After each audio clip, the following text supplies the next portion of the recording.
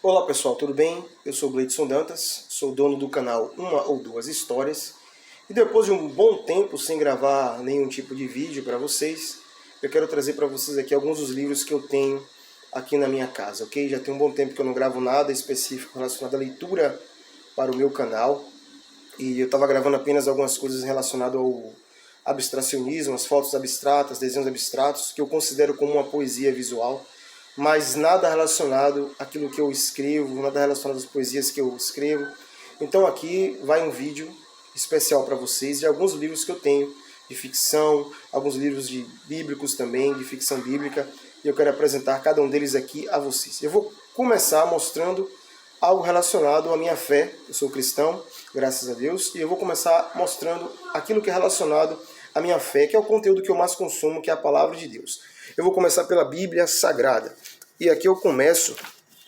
deixa eu pegar aqui. A minha Bíblia Sagrada, que é a que eu uso aqui para ministração da palavra, que é essa Bíblia aqui. Ela já está sem a sua parte da frente, né? Estava em letras douradas e não está mais. Deixa eu abrir aqui porque tem um bocado de coisa marcada aqui. Vários papéis que eu uso para marcar, para estudo, para pregação. Que é a minha, é essa versão aqui, ó, que é a King Cross. Não sei se você vai conseguir ler. É a versão Bíblia Sagrada King Cross. Ela... Deixa eu ver aqui o ano que ela foi feita. Não tem especificando aqui. Mas é atualização e revisão teológica por Marcos Nicolini. King Cross publicação, Bíblia de Promessas. Bíblia Sagrada versão revista e corrigida na grafia simplificada da tradução de João Ferreira de Almeida. Essa Bíblia aqui eu uso para ministrações, pregações, com ela eu faço estudo também, isso em casa. Eu não levo ela para a igreja assim muito não. São poucas vezes que eu levo assim para acompanhar, no caso acompanhar de outros irmãos, eles estão pregando, estão ensinando, eu uso ela nessa questão. Agora a minha Bíblia que eu uso de fato mesmo para eu pregar, para eu estar pregando mesmo a palavra de Deus, é essa Bíblia aqui. Já está bem, tá vendo como tá? Isso não é porque eu não tenha cuidado, é porque eu leio mesmo ela. Essa revista é a Bíblia Sagrada Luz. E ela, a tradução dela, deixa eu olhar aqui. Cadê meu pai? Deixa eu procurar aqui, viu, pessoal? Rapidinho. Cadê todos os direitos para... Pronto. Bíblia Almeida, século 21, 2007. Sociedade Religiosa, edição Vida Nova. Então, essa revista que eu ganhei de presente do meu primo, ele é pastor da Igreja Adventista. E é uma Igreja Adventista um pouco diferente, não é a do Sétimo Dia. Eu não lembro muito bem a igreja, o nome da igreja assim, específico, mas eu sei que é uma das igrejas adventistas, porém sem vínculo com a Igreja Adventista do Sétimo Dia. E essa Bíblia aqui é uma Bíblia muito boa, eu já li toda ela. É uma Bíblia muito boa, então eu uso muito ela para pregação. Quando eu vou pregar, quando eu vou sair para algum lugar levar a palavra de Deus, eu uso muito ela. E aqui tem uma Bíblia também, que a capa dela já foi embora. Essa aqui, essa Bíblia, a capa já foi totalmente embora. É Almeida, João Ferreira de Almeida, traduzida do português. Ela é de 2010, ela também é da King Cross, mas ela tá bem gasta, muito gasta. Muito gasta, ela aqui, ó. Muito gasta. Isso foi a primeira Bíblia que eu tive quando eu me converti. E eu comprei essa Bíblia e eu comecei a ler. Porém, a capa dela já foi embora. Tem uma irmã em Cristo que é amiga minha e ela confecciona capas para Bíblias. E aí ela simplesmente me deu, fez para mim essa capa. Me deu não, ela fez para mim essa capa, eu paguei por ela. E aqui tem outra Bíblia aqui, que essa Bíblia aqui é um probleminha, porque essa Bíblia é dos anos 60, tá vendo? É dos anos 60. A nomenclatura dela não tem mais. Sem contar que essa Bíblia ela tá muito gasta. Ela na realidade não é minha, é do meu pai, era do meu avô. E meu pai herdou ela. E a leitura dela por mais antiga que essa Bíblia seja, porque é dos anos 60, eu prefiro muito mais a leitura dela do que qualquer outra Bíblia que eu já tive, que já passou pela minha mão. A leitura bíblica dela é muito interessante, é uma leitura muito eficaz, apesar de ter algumas palavras de difícil significado, mas se você tiver um dicionário bíblico você consegue entender muito bem. Mas ela é impecável, posso dizer isso a vocês, ela é uma leitura bíblica impecável. Ela é bem pequenininha. Peraí, que aqui tá mostrando outra coisa. Aqui. Tá vendo? Ela é muito pequenininha, bem pequenininha. E eu gosto muito dela. Eu já não consigo ler ela mais direito porque, como ela é antiga, ela solta uns pozinhos e eu, como tenho rinite, pouco tempo começando a ler, ela começa a espirrar. Aqui, ela aqui, ó. E sem contar que no fundo dela tem um mapa. Tem mapas das terras bíblicas. Vou mostrar aqui a vocês. Olha aqui, ó. Os mapas das terras bíblicas. Deixa eu ver se eu consigo pegar aqui melhor. Pronto, tá vendo? E essa Bíblia é incrível. Eu não sei dizer a você mais qual é a tradução dela, porque já não tem a página que fala da tradução. Mas eu sei que ela é uma Bíblia maravilhosa. Ela é dos anos 60, tá vendo? Não tem mais nenhuma nomenclatura dizendo Bíblia Sagrada nem nada. Já foi embora há muito tempo. Mas é uma Bíblia magnífica. Meu pai até hoje me chama a atenção para devolver essa Bíblia. E na hora certa eu vou devolver a ele. Mas é uma Bíblia magnífica. E aqui, meus irmãos, tem também vários livros de estudos bíblicos que eu vou mostrar a vocês. Lições bíblicas, tem da CPAD, que são revistas de estudo. Algumas novas, outras antigas que eu tenho aqui guardada. Deixa eu ver aqui mais algumas. Tem essa aqui da Vida em Cristo, ela não é da CPAD, ela é de outra editora, Vida em Cristo. Tem o Caderno de Deus, que também é de estudo. Tem as 7 cartas do Apocalipse, que também é muito interessante, muito bom. Até os Confins da Terra, que é a leitura atual a qual a igreja a Assembleia de Deus do Brasil, ela faz os ensinamentos. A Igreja de Cristo, o Império do Mal, outro livro de estudo muito bom, gostei muito dele. Não são todas as leituras, revista da CAPD, que eu gosto, mas tem outras que são interessantes, tem outras que eu gosto. Ok? A Viva, a Tua Obra também, ela é muito boa. Leitura boa. Os Ataques contra a Igreja de Cristo, muito boa. E tem a melhor de todas, que foi a primeira revista que eu tive na minha vida, que é o Discipulado. Essa revista foi quando eu me converti a Cristo Jesus, e ele fala a respeito do novo nascimento, a respeito da nova criatura, do novo convertido. E aqui vamos para alguns livros de ficção. Algumas pessoas dizem que esse livro não é de ficção, mas conforme você vai lendo a palavra de Deus, você vai entendendo que esse livro aqui, ele é sim de ficção. E eu digo isso não com muito cuidado, mas com toda a certeza do mundo. Porque quando você vai lendo a palavra de Deus, você vai buscando o Senhor Jesus Cristo, você vai entendendo o que de fato é certo e o que é errado. As coisas que vêm de Deus e as coisas que não vêm de Deus. É um livro que te dá algum ensinamento? Sim, te dá ensinamentos. É um livro que vai trazer um temor a certas pessoas? Sim, vai trazer um certo temor. Mas eu não posso dizer que esse livro é um livro real, é um livro baseado em coisas reais, livro baseado em experiência que uma pessoa teve ou não. Talvez essa pessoa teve um sonho, talvez ela teve alguma coisa assim e levou ela a escrever um livro. Que é esse aqui, ó. A Divina Revelação do Inferno. É sobre a mulher que é levada por um anjo ao inferno e lá o anjo do Senhor mostra a ela. O anjo do Senhor, acho que é o próprio Jesus, se não me falha a memória. Já tem muito tempo que eu li esse livro. Acho que é o próprio Jesus Cristo mesmo que mostra a ela o inferno, as partes do inferno.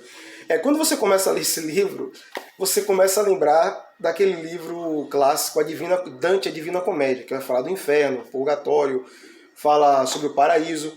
Por que eu digo isso, que parece muito? Porque o inferno aqui, muitas das vezes, ele é dividido muito da maneira parecida como é em Dante Inferno, no livro Inferno. É muito parecido as coisas que ela vê os caminhos do inferno, as punições que há no inferno. Então, é algo assim que eu digo a você, que para mim não é uma experiência que ela teve de fato de ter ido ver.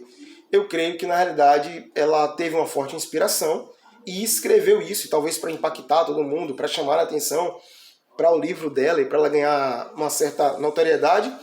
colocou-se como se fosse uma visão que ela teve. Eu não vou desfazer de ninguém, mas quem acredita, amém. Eu não acredito, até porque a palavra de Deus diz que quem está no céu não pode ir para o inferno, ver o que está indo para o inferno na realidade. Quem está no inferno não pode ir também para lá. Até quem está no inferno não pode ir para o mundo dos vivos e vice-versa. Se está vivo, você não tem como ir lá, entendeu? Deus ele pode te mostrar alguma coisa, mas não te levar lá. Não acredito que você ir lá. Talvez você tenha um sonho relacionado a isso, mas ir lá, eu acho que isso não existe, não vejo nenhuma base bíblica para isso.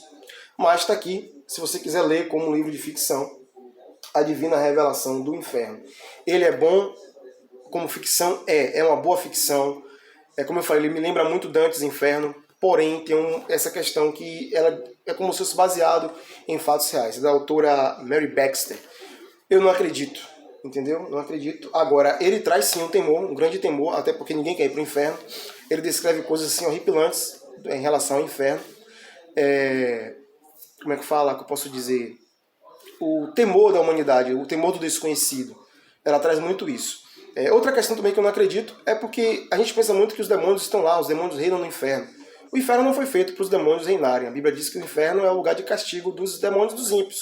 O inferno foi preparado para isso. Então os demônios não estão lá brincando, passeando, pulando ou atormentando ninguém. Simplesmente os demônios eles estão aqui na terra, atormentando as pessoas aqui na terra. O inferno é um lugar destinado aos ímpios e o dia vindouro da ira de Deus, quando Deus ele derramará sua ira também sobre Satanás e seus demônios, lançando eles no lago de fogo. Então, o inferno ele não é um playground dos demônios e principalmente não é o reino de Satanás. Mas é um livro interessante, como ficção. Outro livro bem interessante também é esse aqui, que você não encontra em lugar nenhum. É um livreto, na realidade, que é A Procura, de Alejandro Bulhon. Se eu não me engano, é um pastor também.